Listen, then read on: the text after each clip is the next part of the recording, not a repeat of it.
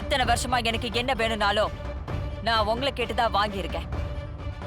ஆமா, இனி தமிழுக்கு எது வேணும்னாலும் அவ என்கிட்ட கேட்டுதான் வாங்கணும். மீனா, இல்லத்த, இது என்னோட உரிமை. இதை நான் விட்டு கொடுக்க முடியாது. அவ என் கையை எதிர்பார்த்து இருந்தாதான் உங்க மேல எனக்கு இருக்கிற மரியாதை அவளுக்கு ஏன் மேல இருக்கும். இல்லன்னு வைங்க, இந்த வீட்ல நான் ஒரு செல்லா காசாவே போயிடுவேன். மருமக வந்ததுக்கு அப்புறமும் என் இடத்த நான் நிரப்பிக்க தெரியலனா அதுக்கப்புறம் நான் இந்த வீட்ல இருந்து என்ன பிரயோஜனம்? மீனா, நீ தப்பா யோசிச்சு என்னென்னமோ கற்பனை பண்ணிக்கிற.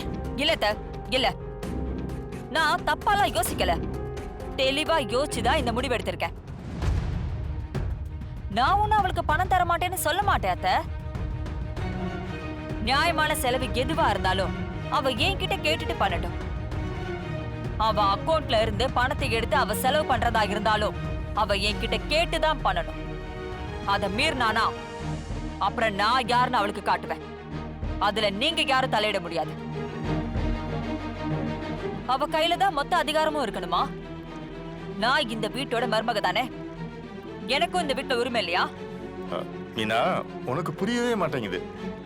அம்மா ஒரு முடிவு எடுத்தாங்கன்னா அதுல 1000 அர்த்தம் இருக்கும். ஆமாங்க, இருக்குங்க, இருக்கும். ஏன்னா எனக்கு விவரம் தெரியாது, நான் படிக்காதவ, தற்குறி, முட்டாள்.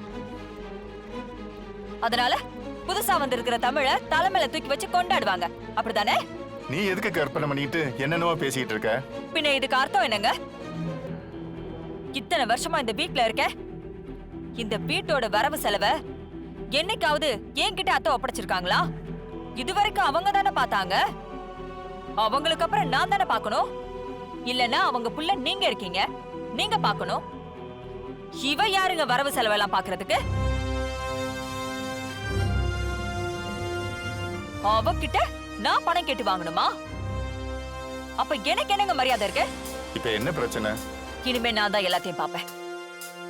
அந்த தமிழுக்கு பணம் வேணும்னா என்கிட்ட கேட்டு வாங்கிக்க சொல்லுங்க. அம்மாடி மீனா, கைய கொடு, கைய கொடு, கைய கொடு. கலக்கிட்டம்மா. என்னண்ணே? பின்ன அந்த தமிழோட ஆட்டத்தை மிரட்டி விட்டுட்டல்ல. அத்தையே ஒரு நிமிஷம் உன் பேச்ச கேட்டு அப்படியே கதி கலங்கிட்டாங்களே. பின்ன புள்ள பூச்சி மாதிரி இருந்தா ஆள் ஆளுக்கு நசுக்கி தூக்கி வீசிடுவாங்கண்ணே. தேவையான இடத்துல கொற்ற தேளா இருக்கணும். அப்பதான் பயந்து 4 பேர் ஒதுங்குவாங்க. சூப்பர்மா, சூப்பர். இப்படிதாம்மா இருக்கணும். இப்பதான் நீ என் தங்கச்சி. பரவாயில்ல, அவ ஆயுதத்தை எடுத்து அவளையே காலி பண்ணிட்டல நீ. அண்ணே, இது வெறும் ஆரம்பம் தான். போக போக பாரு. நீ இப்ப எடுத்திருக்கிற ரூட்டு ரொம்ப கரெக்டான ரூட்டுமா. அந்த தமிழ இதே மாதிரி அப்பப்ப கொஞ்சம் கொஞ்சமா அப்படியே தட்டி தட்டி வெயி. அப்பதான் அவ உன்னை மீறி போகாம இருப்பா.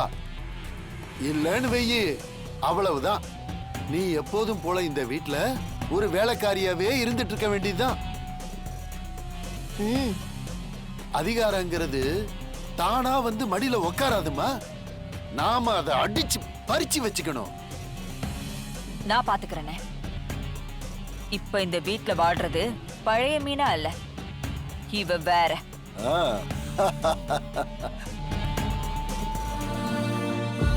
ஜானு, என்ன ஜானு, மணி 10 ஆயிடுச்சு, நீ தூங்க போல?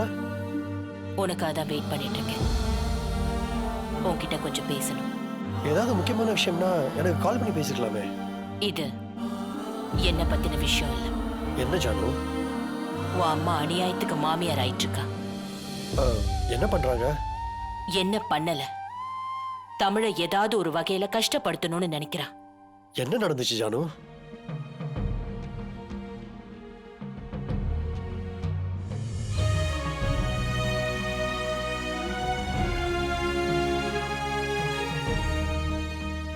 சிபி, தமிழ் நிறைய பிரச்சனையில இருக்கா. அத நம்ம கிட்ட வெளிப்படையா சொல்லி உதவி கேட்க மாட்டேங்கிறா. தமிழோட கேரக்டர் அதான். அப்போ அவ கஷ்டம் தெரிஞ்சு தமிழுக்கு தேவையானதை செஞ்சு கொடுக்க வேண்டியது நம்ம கடமை தானே. அதனாலதான் தமிழுக்கு அக்கௌண்ட் ஓபன் பண்ணி அதுல பணம் போட்டேன். அது பொறுக்கல உங்க அம்மாக்கு. ஆரம்பத்துல இருந்தே தமிழ் மேல ரொம்ப கோவமா இருக்கா. தமிழ் பாவம் சிபி. இந்த குடும்பத்துக்காகவும் கம்பெனிக்காகவும் ரா பகலா உழைக்கிறா. தமிழுக்கு இந்த வீட்ல நிறைய எதிர்ப்பு இருக்கு. விடு ஜானு, இதெல்லாம் போக போக சரியாயிடும். இல்ல சிபி, இது சரியாகாது. அதை சரி பண்றதுக்கு ஒன்னாலதான் முடியும். தமிழை நீதான் டிஃபெண்ட் பண்ணணும்.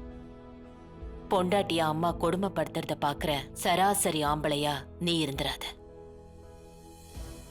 அது பாவம். இல்ல ஜானு, நான் இருக்கும்போது இந்த பிரச்சனை நடந்திருந்தா நான் அம்மாட்ட போய் கேட்கலாம். திடீர்னு இப்ப போய் பேசினா என்ன உன் பொண்டாட்டி சொல்லி கொடுத்தாளா அப்படின்னு அதுக்கும் பிரச்சனை பண்ணுவாங்க. இப்போதைக்கு இந்த பிரச்சனையை விட்டுலாம் ஜானு, பாத்துக்கலாம். சிபி, தமிழுக்கு ஏதோ பண தேவை இருக்கு. அவ வாயை திறந்து கேட்க மாட்டேங்கிறா. நீதான் தமிழ் கூடவே இருக்க. ஒரு புருஷனா அவளோட கஷ்டம் நஷ்டம் தேவை எல்லாத்தையும்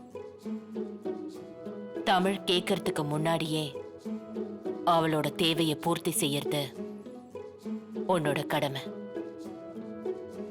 ஓகே ஜானு, நான் பாத்துக்கிறேன். என்ன மீனா, உன் பிள்ளைகிட்ட சொன்னியா இல்லையா? எல்லாம் சொல்லிட்டேனே. சொல்லிட்டேன்னு சொல்ற, அவன் கிணத்துல விழுந்த கல்லு மாதிரி சைலண்டா இருக்கிறான். அத்தை கிட்ட எந்த விஷயமும் சொன்ன மாதிரி தெரியலையே. அண்ணே, இப்பதானே சொல்லியிருக்கேன். வந்த உடனே பேசுனா நாம சொல்லி கொடுத்த மாதிரி அவங்க ஃபீல் பண்ண மாட்டாங்களா? விடுங்க, அவன் பேசுவான். மீனா, எப்படியாவது தமிழ்கிட்ட இருந்து மொத்த பொறுப்பையும் பறிச்சிடணும். அவகிட்ட பதவி இருக்கிற வரைக்கும் பொறுப்பு இருக்கிற வரைக்கும் நமக்கு தான் பிரச்சனை.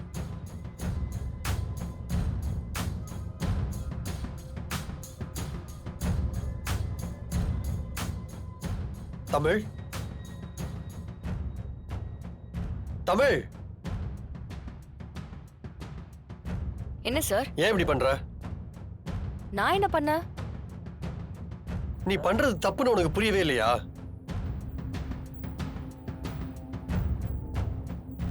சிபி சார், நீங்க எதை பத்தி சொல்றீங்க? உனக்கு பண தேவை இருக்கா? அதை முதல்ல சொல்லு.